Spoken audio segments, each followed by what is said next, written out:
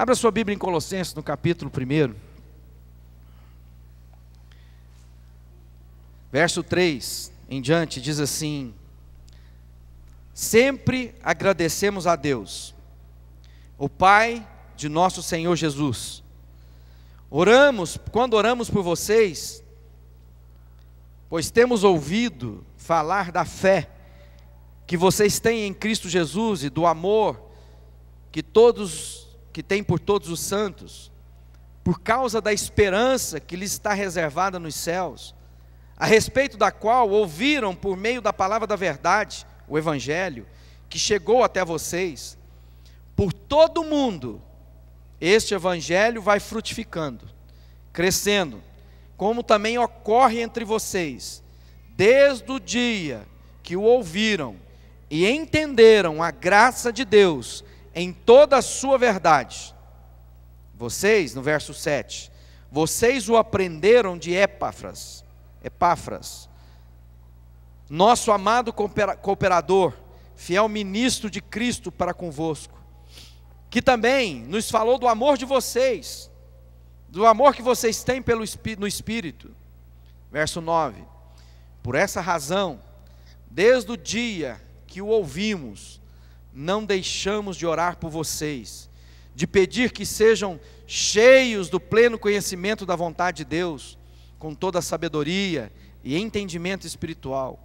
Isto para que vocês vivam de maneira digna do Senhor e em tudo possam agradá-lo, frutificando em toda boa obra, crescendo no conhecimento de Deus, sendo fortalecidos com todo o poder, de acordo com a força da sua glória, para que tenham toda a perseverança e paciência com alegria, dando graças ao Pai, que nos tornou dignos de participar da herança dos santos no reino da luz, pois Ele nos resgatou do domínio das trevas e nos transportou para o reino do Filho amado, em que temos a redenção, a saber, o perdão dos pecados. O apóstolo Paulo, escrevendo à igreja que vivia na cidade de Colosso, começa a dizer a respeito do desafio que todos nós precisamos entender, compreender e vivermos aquilo que Deus tem para nós. Ele começa dizendo a respeito da alegria de saber que o Evangelho entre aquele povo vinha prosperando, que havia ali uma disposição de servir a Deus. Eu creio que essa oração por Paulo alcança a sua vida, a nossa vida hoje.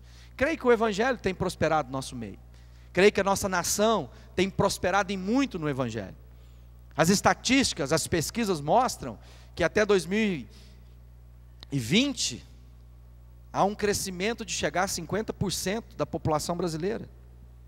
São números grandiosos, em que isso tem que repercutir em mudanças sociais profundas. Por quê? Porque se nós que servimos a Deus não mudarmos a condição, o ambiente onde nós estamos inseridos, de que vale a nossa vida com Deus? De que vale a luz que está em nós?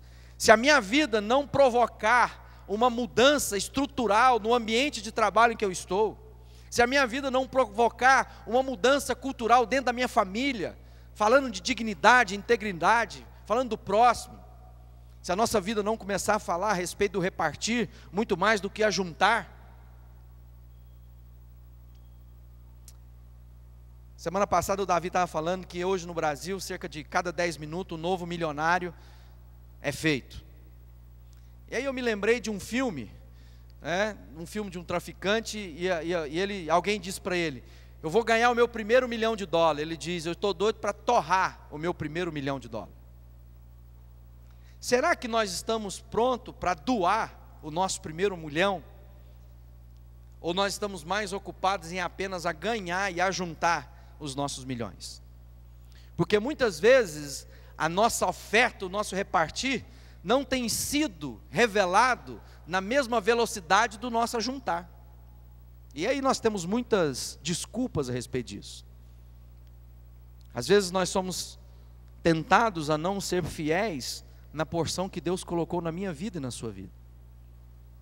Mas isso é sinal de quê? De submissão, de conhecimento de reino, de entendimento de Deus. E é isso que o Paulo diz, ele diz assim, no verso 6: Na segunda parte diz assim: por todo o mundo esse evangelho vai frutificando e crescendo, como também ocorre entre vocês, desde o dia que ouviram e entenderam a graça de Deus e toda a sua verdade. Ele diz assim: olha, a partir do momento que nós temos o entendimento da graça de Deus, em toda a plenitude da verdade, produz em nós um ser novo, um nascer de novo. É isso que a Bíblia diz, que ninguém que não é nascido de novo pode entrar no reino de Deus, pode conhecer a Deus.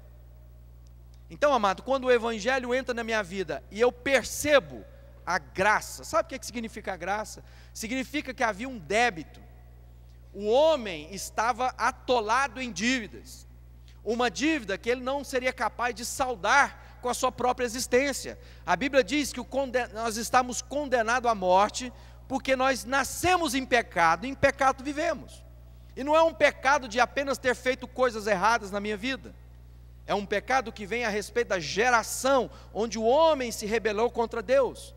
Lá na criação, quando Deus estabelece a relação com o homem e a mulher, o homem virou as costas para Deus e tentou criar o seu próprio caminho. Isso repercute na vida da humanidade até hoje. Por isso que está lá, quando Paulo escreve e diz: olha, as coisas criadas estão ansiando ardentemente, estão ansiosas pela expectativa gerada na revelação dos filhos de Deus. Eles estão querendo ser resgatados, como nós, quando andávamos sem Deus, perdidos nesse mundo, tateando, tentando encontrar uma razão de viver, uma alegria. Quantos dos nossos jovens estão se embriagando para sentir alguma alegria, ou estão se prostituindo de cama após cama para tirar algum gozo na vida?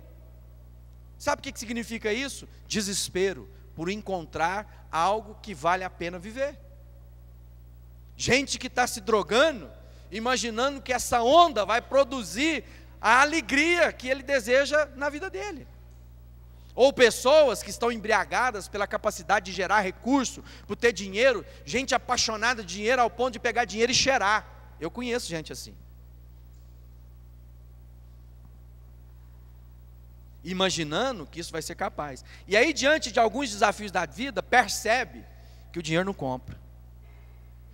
O dinheiro paga empregado, mas não paga amigo. O dinheiro paga o médico, mas muitas vezes não paga a saúde. O dinheiro paga o psiquiatra, o psicólogo, mas às vezes não paga a paz no seu coração.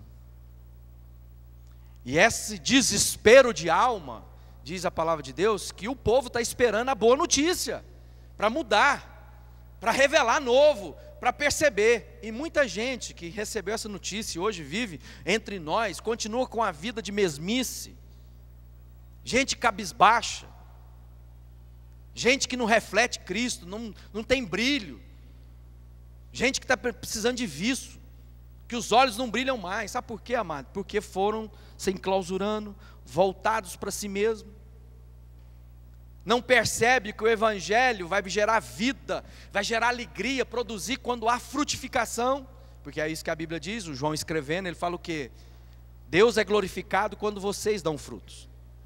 O que é dar frutos, amado? É viver aquilo que Deus propõe para que nós vivamos. É ter a obra realizada segundo aquilo que é a obra que Deus planejou para a minha vida e para a sua vida. Deus está esperando que eu, como ferramenta na mão dele, cumpra o propósito na minha existência, no meu tempo, na minha geração. Quando eu faço isso na minha história, o que vai acontecer?